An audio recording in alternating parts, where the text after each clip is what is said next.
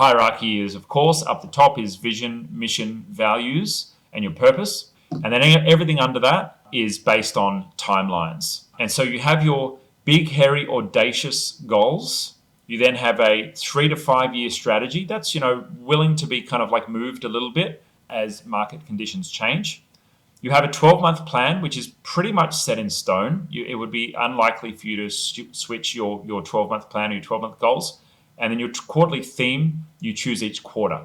Now, this is obviously how you run a company, but I want you to, riff off this and take a little bit of inspiration from this in terms of the cadence of your planning.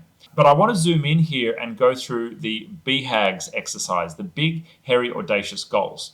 Because when we think of bucket list items, or when we think of goals that are not just like 1 or 2 years in the future, but 10 years in the future, think to yourself, what is 10 years in the future from now? When you have the thought of what maybe 10 years in the future, you actually switch on a different part of your brain because it's so far away that we have to actually start imagining. And when we start imagining, we start actually bringing online the creative part of our brain. So someone asked what the second V was. That was values. So let's talk about big, hairy, audacious goals. So I want you to just close your eyes and kind of like drop in for a second. And just imagine a version of you 10 years in the future from now. What does your family look like? What does your health look like? What does your living situation look like? What does your material possessions, wealth look like? What is your income sources?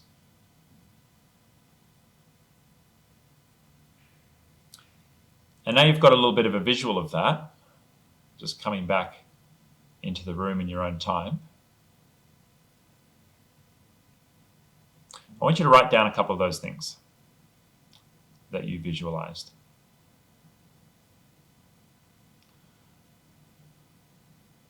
And hopefully they are audacious goals. Big, hairy, and audacious.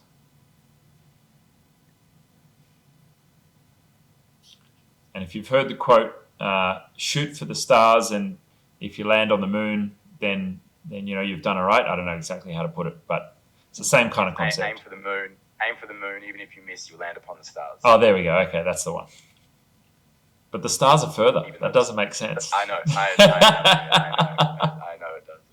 All right. Nice. Yeah, it should feel very exciting and a little bit scary. That's how you know it's a good goal. A little bit scary, but very exciting. Private island, fuck yeah. Driving a Mustang that has been earned through doing nothing, love it. 10 streams of passive income, awesome. All right, good stuff. Well, not working in any one of my 3 businesses. Oh, I like that. Build a big house and a big barn, love it. Now we're going to do a patterning exercise. So this is called the 10 goal method, and the 10 goal method is from Brian Tracy, and Brian Tracy is he's a sales trainer in like the 80s, awesome old school dude. And the 10 goal method is this. I invite you to, every day when you wake up, write down 10 statements. And this is basically patterning a future reality. So you're going to write down 10 statements about yourself in the present tense, 1 year in the future. I'll say that again. 10 statements in the present tense, 1 year in the future. And so today's 10 statements in the present tense would be Monday, the 20th of February, 2024, 1 year in the future. And every day it's a rolling 12 months in the future. So it's just always 12 months in the future. And so those statements might look like, I earn X. I live in X accommodation or X suburb or X location. I drive X. My relationship is X. My body weight or muscle mass is X. My business profit is X. There's no art or science to this. It's whatever comes, whatever flows. But you basically write all of these in a present tense. Now, every day you wake up, you don't have to look at yesterday's. You just write down whatever 10 things come to your mind. And those goals that are really important will persist. They'll just continue to show up. They'll continue to remain in your thoughts. And so some of the ones that I'm writing at the moment, let me open up my latest one for this morning. Okay. Future. I own my dream beach house, which is a $15 million house on Millionaires Row on the Gold Coast. All my relationships are healthy and equal. I drive a Mercedes AMG GT. I travel business class or private exclusively. All right, they're pretty good. Another one I've been writing recently is all of my businesses, my businesses combined earn 7 figures net. I've completed my helicopter license. Yeah, those are the main ones that are showing up for me. So what happens here when we start writing this down every single day? What happens is we are imprinting these into our subconscious. And we are imprinting these into a future projection of ourself. And a future projection of ourself is an identity. When we're doing that, it's future Pete, or it's future Tyrant, or it's future Tony, or it's future Tim. And we're visualizing the future version of ourself in that reality. Now, if you don't have a solid idea of your own self, you would basically be cuckoo, right? If we can't understand and imagine ourself, then we would not be sane. And so when we imprint that is our future self, what happens is we're sending our subconscious the message that I need to bring myself into alignment to that future self. And any action that I take is out of line with that future self means that future self is not real. And if I'm not real, then I don't exist.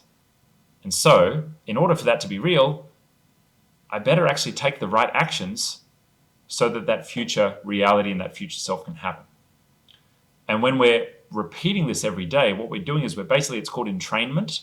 We're entraining ourselves into that future reality. We're training ourselves. Now, it doesn't matter. If I write down, I want my businesses to earn 7 figures net, right?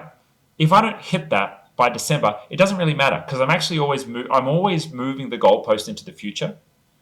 But what it does do is it just subtly or not so subtly shifts things. And I'll tell you, I've been doing this for over a decade, not every single day, but on and off for over a decade, fairly religiously. And shit just happens. It's a little bit scary sometimes. Sometimes I'll write something down and within 30 days, it happens. Something that I aim to have 12 months in the future. And as an example, I started this year with that intention. Hey, I want to earn 7 figures net while I'm traveling. And one of the things that became really, really present for me at the start of the year was I've got to get rid of my house. I've got to get rid of this place that I'm renting and it was an absolutely beautiful, amazing place that I was living in. But I had this deep, unconscious sense, just this guidance that I need to get rid of this place because I need to move to the version of myself that is creating content full time and traveling full time because that is in alignment with what I said I wanted to do. And that's how I'm going to earn the 7 figures net this year. Not because I save money on rent. That's paid after my income. But I wanted to move towards that goal that I had set. And so the universe started coming into alignment. So just a reminder, 10 statements, present tense as if they're already there, as if they're already happening, 12 months in the future. And it's a rolling 12 months, just continues to roll. I found one of my 10 goal lists just the other day as I was packing and moving house from over 10 years ago. It was from 11 years ago. Some of the goals that I had on there were my business earns $80,000 a year. I drive a Ford V8 for as a car. They were basic. They were basic as goals. But for me, they were important and I wanted to achieve them in the next 12 months. And then I've just continued to make them more and more and more and more audacious as things went along. So Ashley has asked, do I drop in? He now has a Sorry? 470 kilowatt. He now has a GT 470 kilowatt V8 Ford that he drives around. Yeah. On the cash, just saying. Do I drop in first, or do I do it just straight off the bat? I pretty much wake up, drink a liter of water, start getting in sunlight to have a natural cortisol hit, and then I'll just open my phone and start journaling. I'll do the journal, and I'll do these 10 goals. Even before I've journaled out like the emotions and whatever else is arising, I do this imprint stuff first. I first write my dreams, and then I do the imprint stuff second, and then I'll do a gratitude list as well.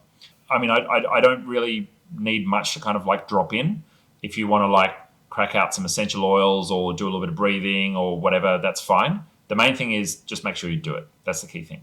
There's one final note that I'll leave you guys with, and I've got to wrap up in a couple of minutes here, and that is that there's a certain duality between the desire to live in the present, which is very important, and accept the present reality for what it is, and be in a place of love and grace and accepting what is in the now, because that's a very peaceful place to be when we accept the now.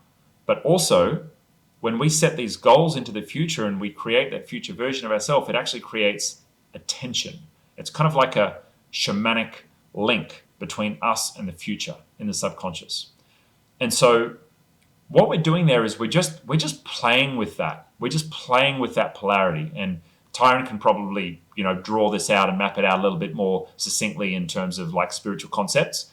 But what we're effectively doing is it's like we've got this little portal into the future, and we're just playing with that energy, and we're just pulling a little bit of that future energy into our current reality. And that interplay, knowing, okay, I'm in the present and I'm accepting of my present and everything is beautiful and present now, and I'm going to consciously create a bit of tension. I'm going to consciously create that little bit of tension between me and my future state 12 months in the future. That consciously created tension is basically our shamanic creation that we're then going to use to start pulling that reality into the present. And you'll find as you do this, you just go about your day and you won't think about things, but every now and again something will pop up and you go, you know what? Whether it's whatever your thing is, head down the pub, jack off some porn, like chase some chicks on Tinder, like whatever your thing is, everyone's got their thing, or eat food, doesn't matter, no judgment. But you're going to think about doing that thing and you're going to be like, you know what? In this moment, that's not going to move me towards X goal from my list this morning.